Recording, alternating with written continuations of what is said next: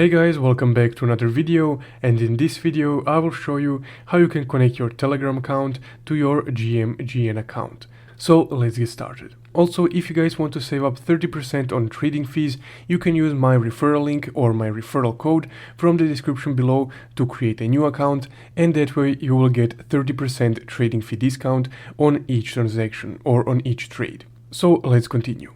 Now from here you would just need to click on your profile in the upper right and then click Switch TG Login right here. From here you would need to have your Telegram app installed, or you can just log in the Telegram browser. But because I have my Telegram app installed, I will click Open Telegram Desktop. Now once it loads, just go ahead and click Start right here. And then once this menu loads up, just go ahead and click Login Website. And click Open. And there we go. So if we now click on our profile in the upper right, there is no more Connect to Telegram button because we connected our Telegram account. And again guys, if you want to save up on trading fees, you can create a new account using my link from the description below. So that's how you can connect your Telegram account to your GMGN account. Thank you for watching.